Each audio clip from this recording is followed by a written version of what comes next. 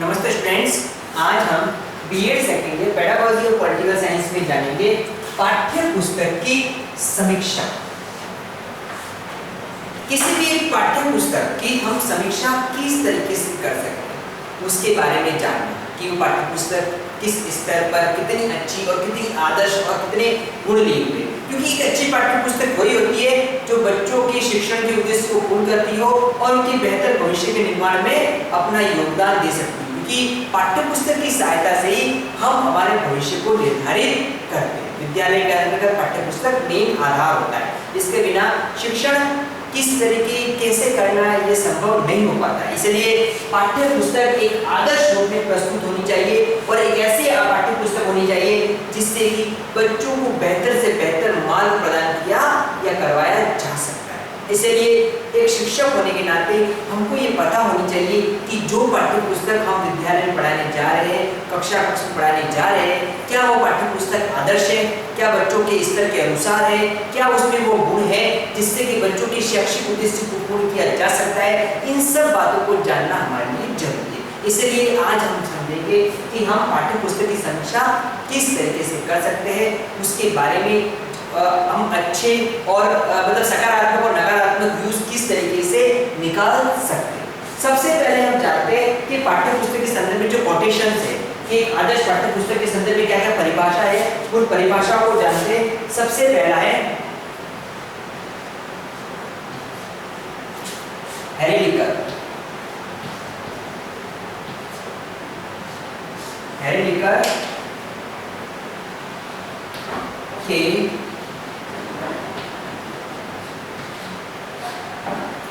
शब्दों में, Harry liquor के शब्दों में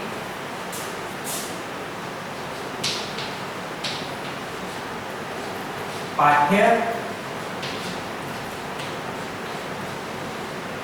पुस्तक ज्ञान के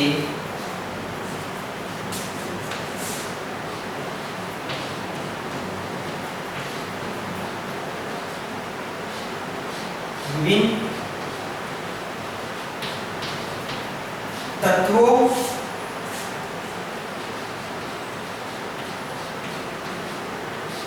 आदतों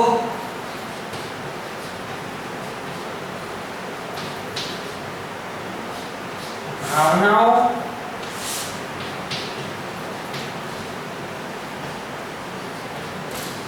क्रियाओं तथा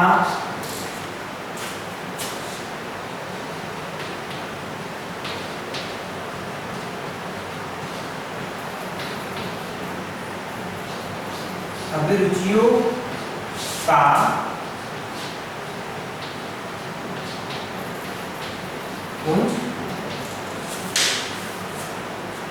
हैरी लिकर कहते हैं कि पाठ्य पुस्तक ज्ञान यानी कि हमारे ज्ञान के विभिन्न जो भी तत्व है, आदत है, भावनाएं हैं, क्रिया है और अभिरुचियां, इन सब की एक पुंज है, एक बंच है जिसके अंदर हम हमारे आदत, भावनाओं, क्रियाओं को, अभिरुचियों को सम्मिलित करके एक पाठ्य पुस्तक से हमारे ज्ञान को पूर्ण कर सकते हैं। दूसरी कोटेशन है इसमें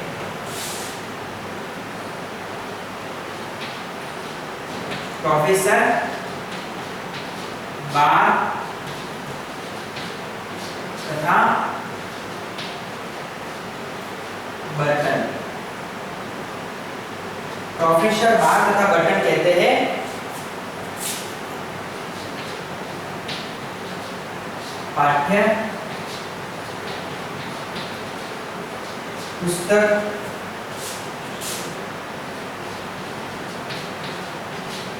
हमारे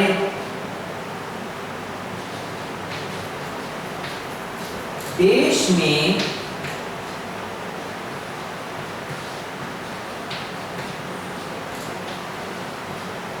शिक्षा का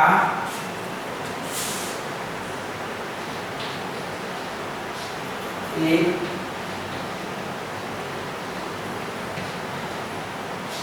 महत्वपूर्ण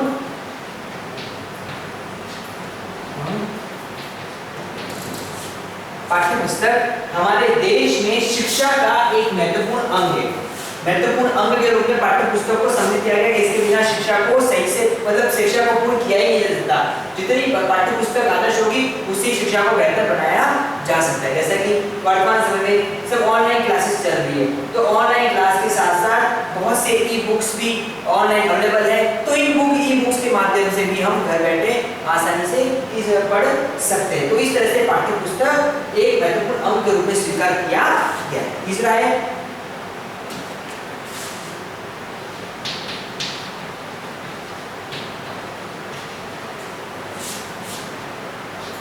कौन टेक्निक है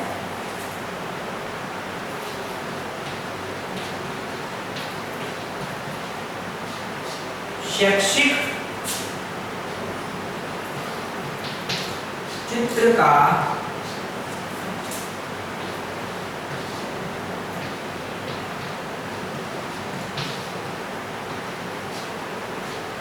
केंद्र बिंदु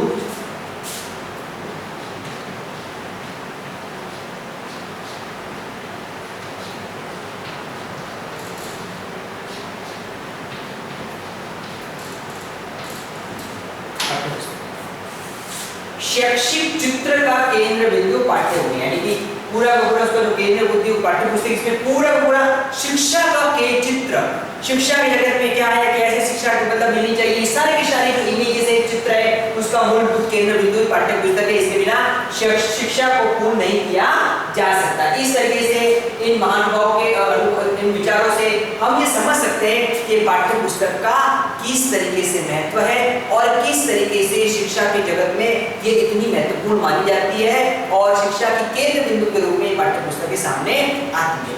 अब हम जानते हैं कि अब पाठ्य पुस्तक की समीक्षा हम किस आधार पर कर सकते हैं। इन परिभाषाओं को समझने के बाद हम जानेंगे कि अब हम पाठ्य पुस्तक को किस तरीके से समझेंगे, उसमें से सकारात्मक और नकारात्मक पहलुओं को हम किस तरीके से निकाल सकते हैं।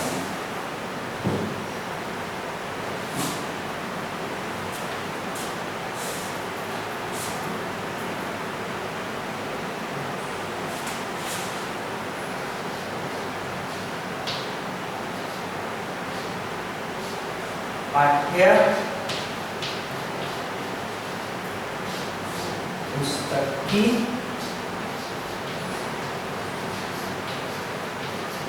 समीक्षा। पाठ्य पुस्तक की समीक्षा, पाठ्य पुस्तक की समीक्षा करते करते जो मुख्य बिंदु है वो सबसे पहला होता है आयु स्तर, दूसरा होता है आकार, तीसरा होता है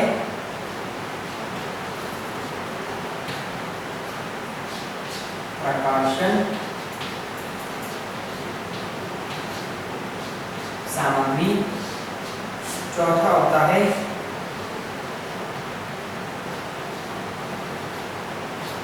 संगठन, नेक्स्ट होता है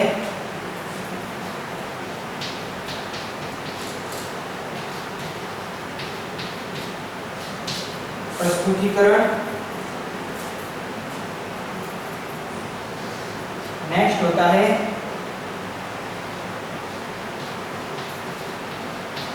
उदाहरण,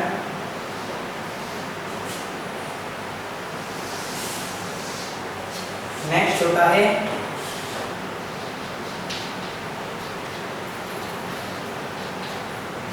मानचित्र,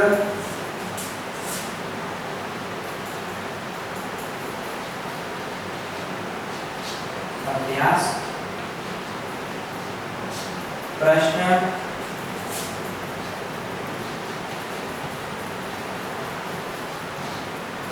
संदर्भ, सूची,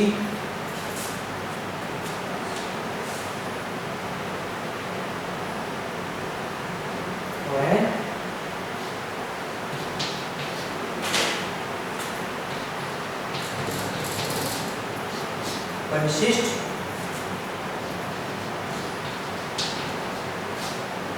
विषय,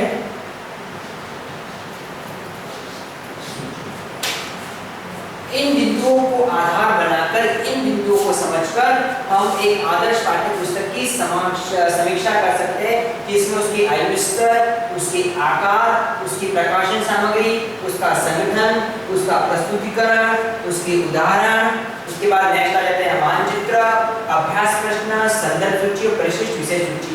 इन बिंदुओं को आधार बनाकर, इन बिंदुओं को ध्यान में रखते हुए हम पाठ्य पुस्तक की समीक्षा करेंगे, जिससे कि हम पता कर सकते हैं क्या इन बिंदुओं के अनुसार वो पाठ्य पुस्तक में वो बातें है कि नहीं है, क्या इन बिंदुओं के हिसाब से उसमें वे वो हमको उद्देश्य मिल रहे हैं जिससे बालकों के बेहतर भविष्य को निर्मित किया जा सकता है। तो इस तरीके से ये बिंदु महत्वपूर्ण है और इसी के आधार पर एक आदर्श पाठ्य पुस्तक निर्मित की जाती है। आइए हम इस बिंदु वाले पाठ्य पुस्तक को समझते हैं।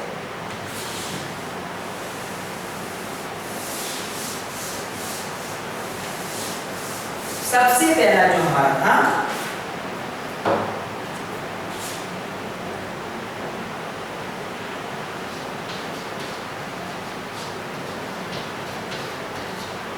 आयु स्तर। जब हम बातें करते हैं आयु स्तर की, तो बच्चों के जो लेवल होता है, स्तर होता है, वो उस स्तर का ध्यान रखना जरूरी है, क्योंकि स्तर के अनुसार पाठ्य पुस्तक नहीं होगी तो बच्चों को समझ में नहीं है। इसलिए पता होना चाहिए कि वो प्राइमरी लेवल की, अपर प्राइमरी, सेकेंडरी या हायर सेकेंडरी लेवल की, प्लस बच्चों की एज के हिसाब से कि बच्चा कितने वर्ष का है और कितने वर्ष में उसको कितना कंटेंट पढ़ना चाहिए। हमने मान लीजिए एक 8 क्लास के बच्चे के लिए पाठ्य पुस्तक का निर्माण कर लिया, लेकिन उस पाठ्य पुस्तक में जो कंटेंट है वो बहुत ही हायर है, जो कि 15-16 साल के बच्चे के लिए तो आयु स्तर के अनुसार नहीं मानी जाएगी। हम ऐसा भी नहीं कर सकते कि उसका जो कंटेंट है प्राइमरी लेवल के अनुसार। इसलिए जिस स्तर पर बालक की जिसकी मानसिकता होती है उस स्तर का ध्यान रखा जाता है। पता होना चाहिए कि पाठ्य पुस्तक 1 से 5 की है, 6 से 8 की है, 9 से 10 की है, 11 से 12 की है। तो इस हिसाब से आयु स्तर के पता होना चाहिए।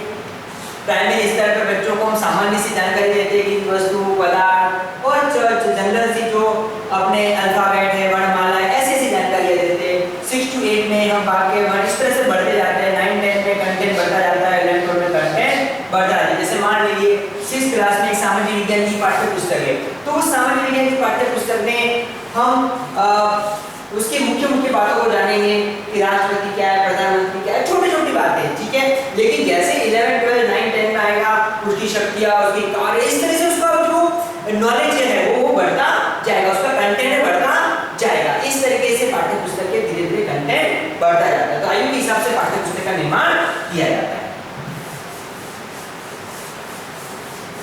दूसरा है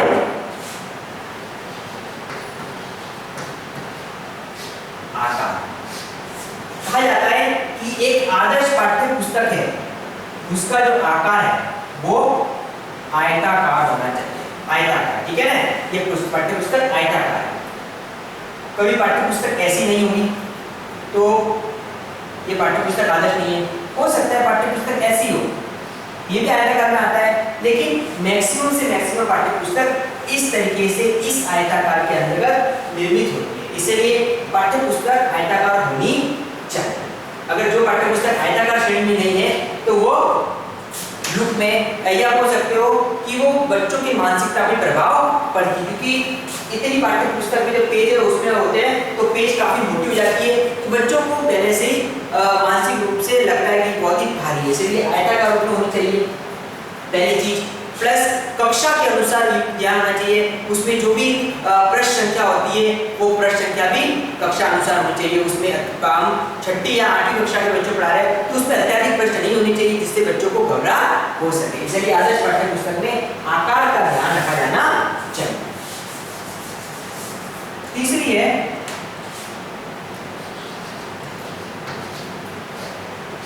कवर। कवर विषय अनुसार कवर पर उससे संबंधित चित्र होने चाहिए। सबसे पहले कवर में तो कक्षा का नाम, विषय अंकित होता ही होता है। उसके साथ साथ कुछ विषय से संबंधित, जैसे विज्ञान की पाठ्य पुस्तक है तो विज्ञान की पाठ्य पुस्तक में थोड़ा सा अंतरिक्ष का चित्र, चंद्रमा वगैरह, इस तरीके से उसमें प्रभावी आकर्षक रूप प्रस्तुत किया जा सकता है। इतिहास की पाठ्य पुस्तक में अशोक स्तंभ, तिरंगा झंडा, इस तरीके से संसद भवन, तो इस तरह से चित्र अंकित किए जा सकते हैं। इतिहास के अंतर्गत, राजनीति विज्ञान के अंतर्गत तो ये अलग अलग पाठ्य पुस्तक में अंकित होता है। पर्यावरण में पर्यावरण संबंधी अंकित होता है।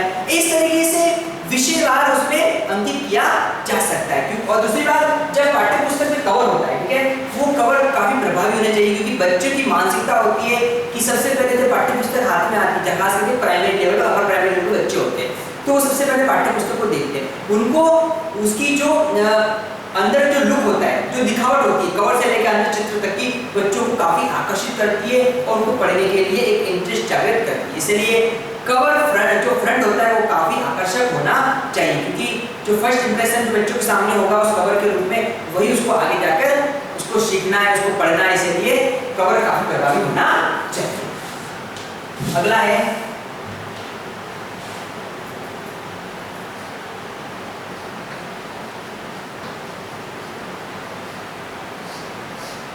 प्रकाशन सामग्री।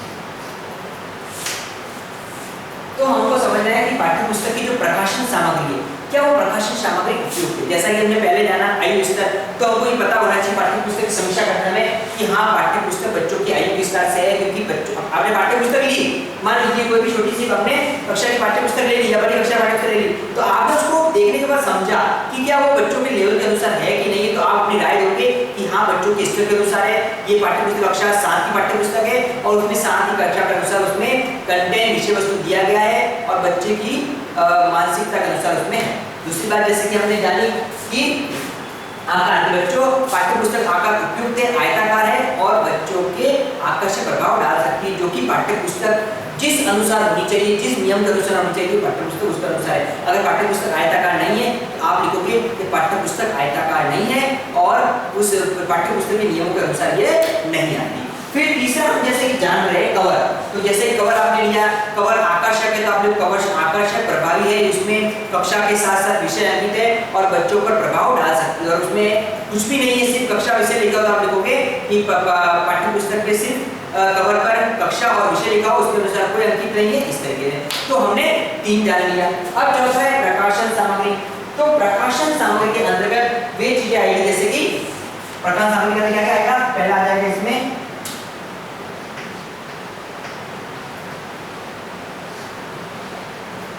पुस्तक का नाम, दूसरा आ जाएगा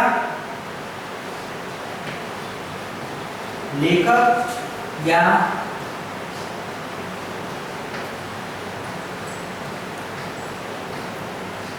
लेखकगण,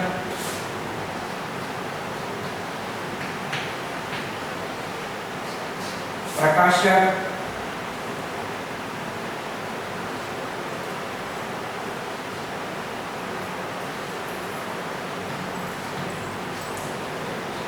पृष्ठों की संख्या,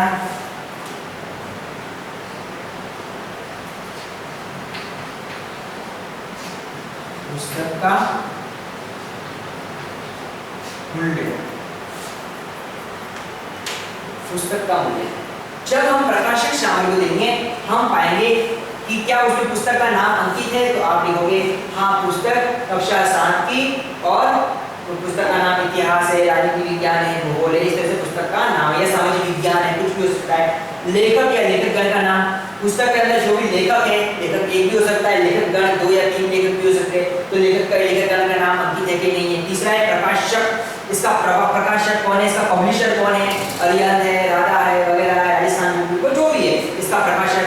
पृष्ठों की संख्या अंदर कितनी है, पृष्ठों की संख्या बताना, और पुस्तक का मूल्य कितना है, पुस्तक का जो भी प्रिंट है वो कितना है, पुस्तक का मूल्य आता है। इस तरह से प्रकाशक सामग्री में ये चीजें आएगी। इसके बाद आएगा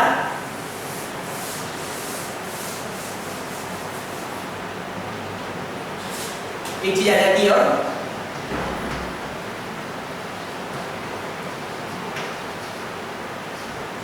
संख्यात्मक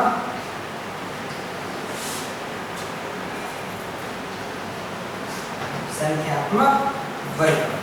संख्यात्मक वर्ग क्रम क्या होता है, जब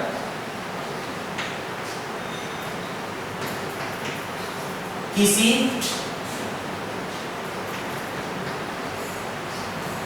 पुस्तक को, जब किसी पुस्तक को दो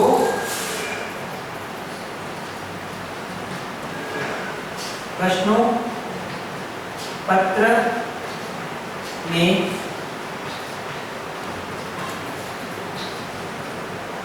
विभाजित किया जाता है।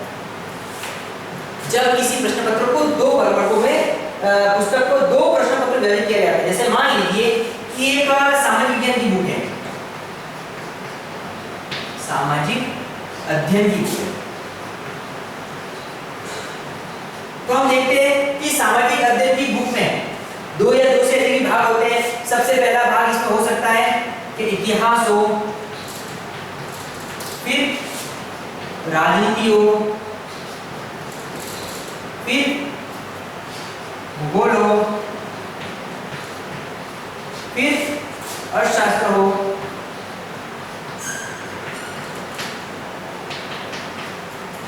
इस तरीके से ये दो या अधिक वर्गों में विभाजित, वो आ जाता है संख्यात्मक वर्ग, यानी उसको कितने वर्गों में विभाजित किया गया है। इसी तरह विज्ञान की पुस्तक भी जैसे बहुत सी पाठ्य पुस्तकों को दो वर्गों में विभाजित हो सकती है। इतिहास की भी हो सकती है, इतिहास में दो वर्गों, भारतीय इतिहास और हम अंतरराष्ट्रीय इतिहास के बारे में जान रहे हो। इस तरीके से पाठ्य पुस्तक में एक या उससे अधिक वर्गों तो वो दो वर्गों में संख्यात्मक वर्गक्रम में आएगा। तो आप बताओगे कि हाँ पाठ्य पुस्तक संख्यात्मक वर्गक्रम के अनुसार है या नहीं है। अगर नहीं है तो पाठ्य पुस्तक किसी संख्यात्मक वर्गक्रम में नहीं आता, उसमें एक ही भाग निर्मित किया गया है। अगर है तो उसमें आप लिखोगे। अगला आ जाता है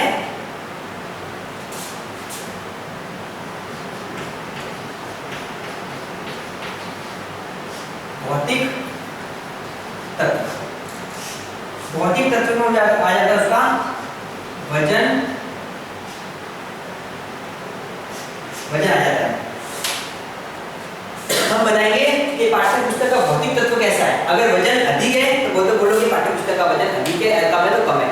तो ज्यादातर पाठ्य पुस्तक का वजन अधिक होना चाहिए ना कम होना चाहिए, सामान्य होना चाहिए, कक्षा और बालकों के लेवल के अनुसार होना चाहिए। तो इस बात का हमको ध्यान रखना है। अगला है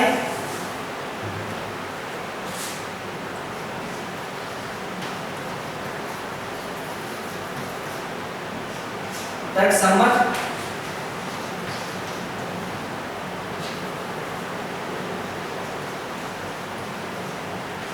विभाजन।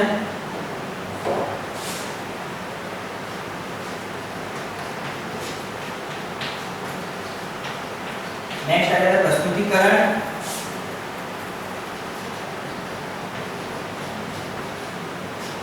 अभ्यास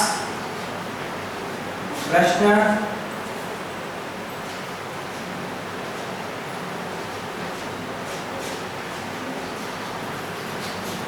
संदर्भ सूची,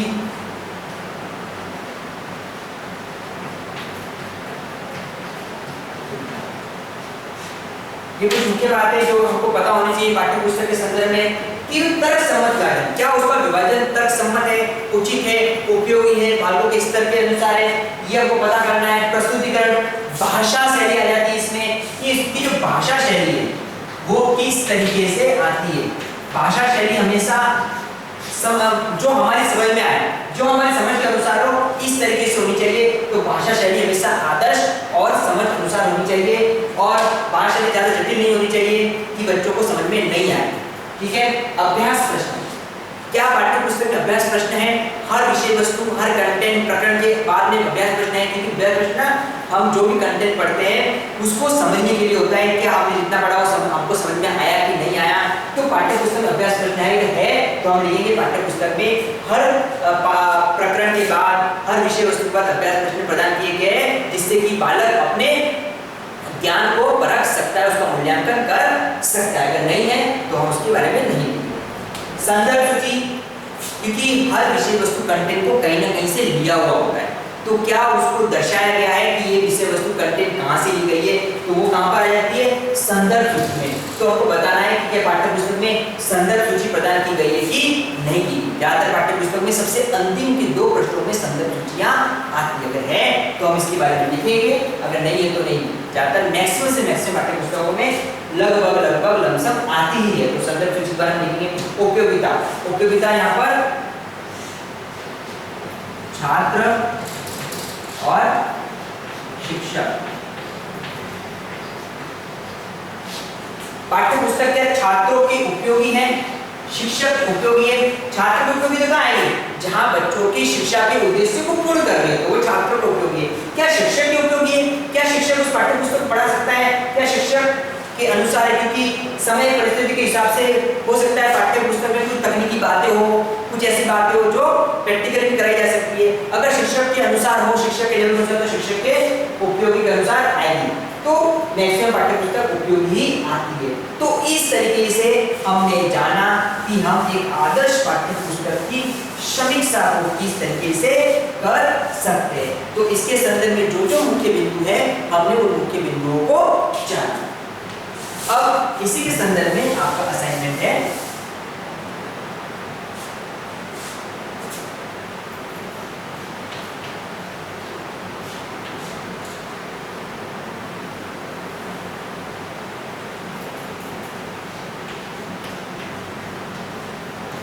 आदर्श पाठ्य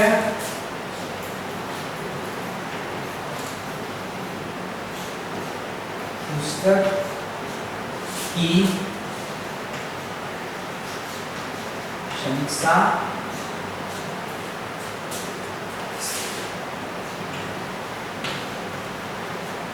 इस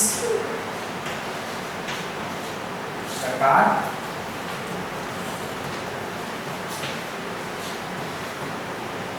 आदर्श पाठ्य पुस्तक की समीक्षा किस प्रकार करेंगे, जो हमने मुख्य बिंदुओं को जाना उसी के संदर्भ में आपको अपना असाइनमेंट करना है। स्टूडेंट्स, जैसा कि आपको पता है कि जो कोरोना का समय चल रहा है इसमें हमको सावधानी से करना है। हम अनावश्यक घर से बाहर नहीं निकलेंगे, अगर जाते हैं तो मुंह पर मास्क बांध के निकलेंगे और हम स्वयं के साथ साथ अपने आसपास परिवार में जागरूकता चलाएंगे। इसी के माध्यम से इस बीमारी से जल्दी से निजात पा सकते हैं। Thank you.